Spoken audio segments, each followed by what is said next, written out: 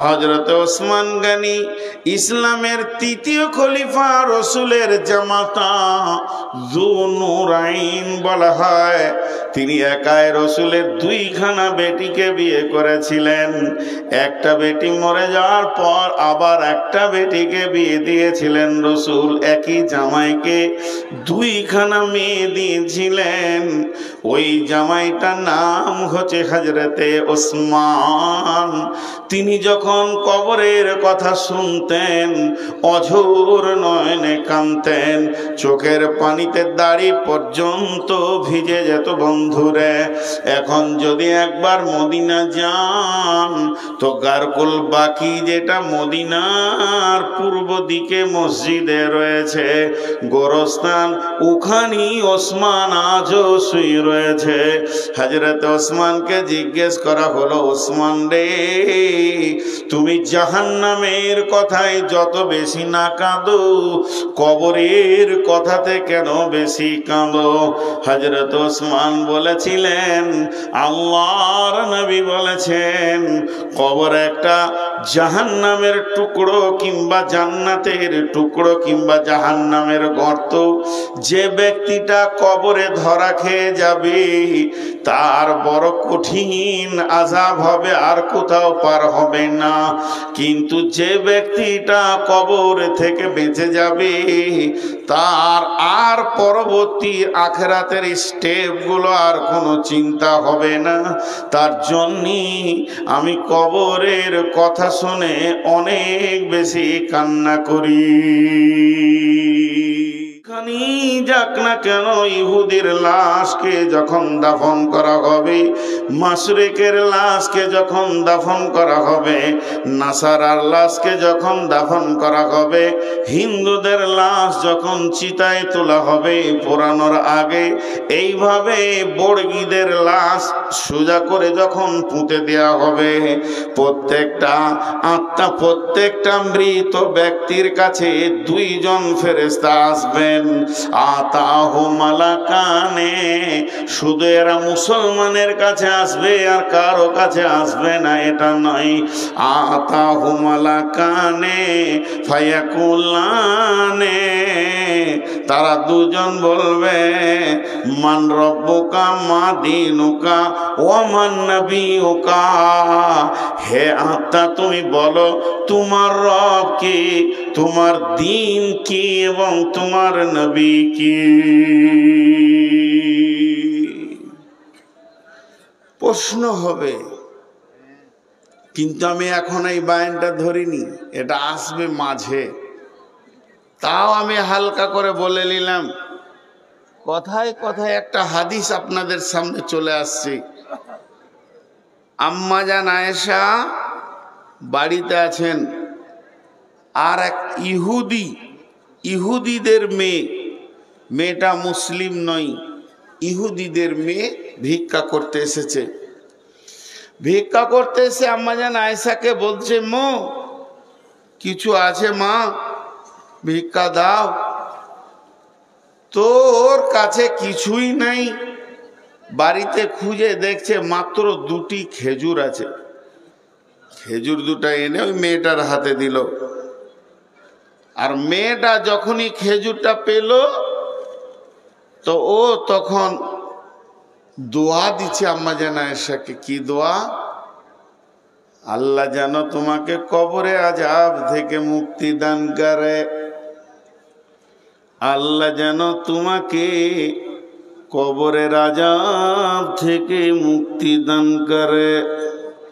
এই দোয়াটি যখন দিল আম্মা জান আয়েশা বলছে, আমি অবাক হয়ে গেলাম, তাহলে কি কবরে আযাব হবে নাকি? বিশ্ব নবীকে আমি জিজ্ঞেস করব, আসুক। কিছুক্ষণ পরে নবীজি বাড়িতে আসলেন।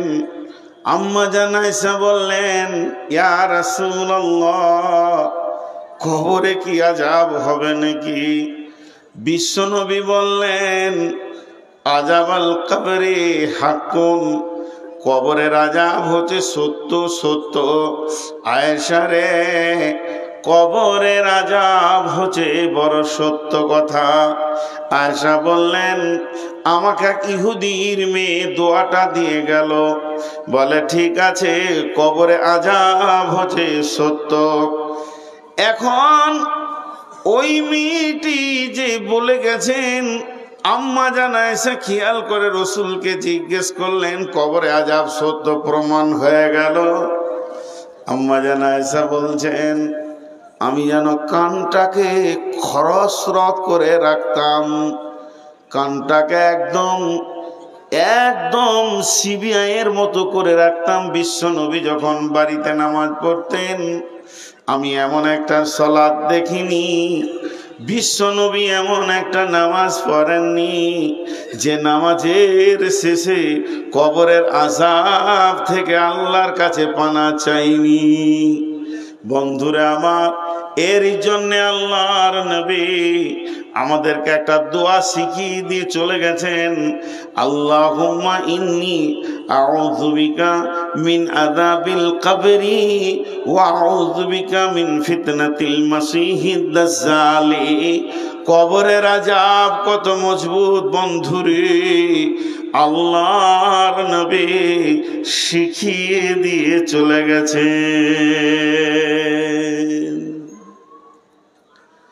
কবরের আযাব ঝগড়া করতে গেলে অনেকক্ষণ করা যায়, কেউ নাই গো, একজনও নাই, তুমি এসো, উঠে এসো, আমার ওই ঘরটা খুলো, আমার জ্যাকেটটা নিয়ে এসো, খুব ঠান্ডা লাগছে, ওই যে ওই টিনের দরজাটা, জ্যাকেট পাঠাবে পাঠাবে। তো কবরের আযাব হলো বড় সত্য। এটাকে আবার তালা লাগিয়ে আনবে। কবরে আযাব কত কঠিন। এখন একটা ছোট্ট তর্ক, বেঈমানরা মানুষের ব্রেনকে খেয়ে নেই। একটা গোষ্ঠী বের হয়েছে বাংলাদেশে, বেশি দেখা যাচ্ছে। আর বাংলাদেশটা হচ্ছে পৃথিবীর মধ্যে এক আজীব জায়গা, তর্কতে খুব ভালোবাসে ওরা।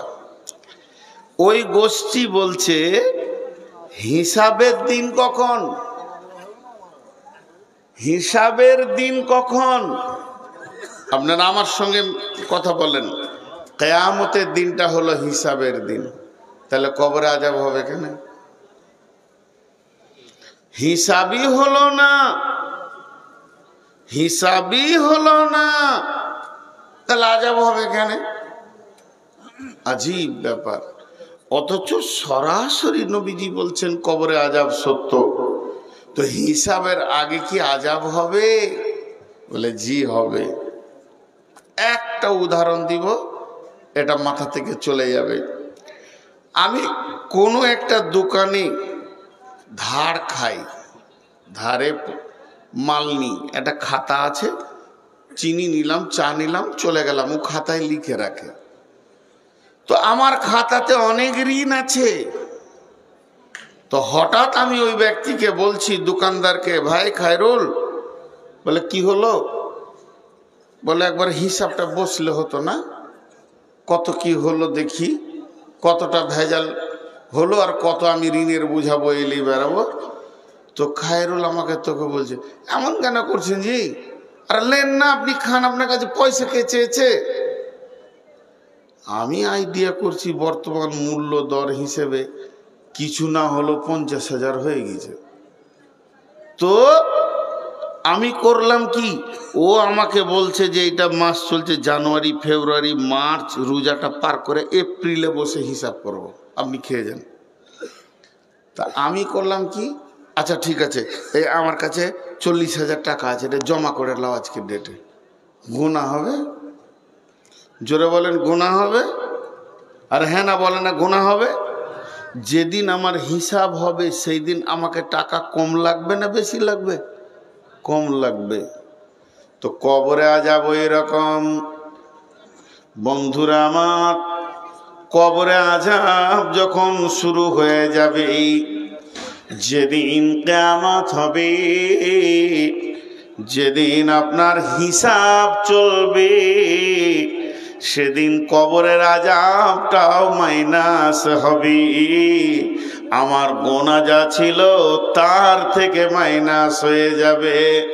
কবরে আযাব এমন একটা জিনিস অগ্রিম জমা করার মতো। বন্ধু আমার গোনা মাফ হবে, শুধু তাই নয়, এমনও ব্যক্তি আছে কবরে আযাবই তার গুনাহটা শেষ হয়ে যাবে। কিয়ামতের মাঠে যখন উঠবে গুনাহবিহীন উঠবে। এরপরে যদি গুনাহ থাকে তাহলে হিসাব নিকাশে ধরা পড়বে। কিয়ামতের মাঠে 50,000 বছর থেকেও সেখানে মাইনাস যাবে। অতএব কবরে আযাব সত্য। আল্লাহর নবী বলে দিয়েছেন আযাবাল কবরে হাক্কুন, কবরে আযাব হচ্ছে সত্য। ওই জায়গা থেকে নিজেকে ভয় করো। হযরত ওসমান গনি ইসলামের তৃতীয় খলিফা, রসুলের জামাতা, যুনুরাইন বলা হয়। তিনি একাই রসুলের 2খানা বেটিকে বিয়ে করেছিলেন।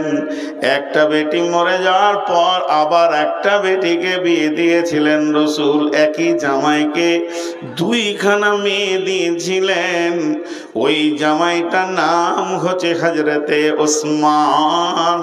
তিনি যখন কবরের কথা শুনতেন অঝোর নয়নে কাঁদতেন, চোখের পানিতে দাড়ি পর্যন্ত ভিজে যেত। বন্ধুরে, এখন যদি একবার মদিনা যান তো গারকুল বাকি, যেটা মদিনার পূর্ব দিকে মসজিদে রয়েছে গোরস্থান, ওখানেই ওসমান আজও শুয়ে রয়েছে।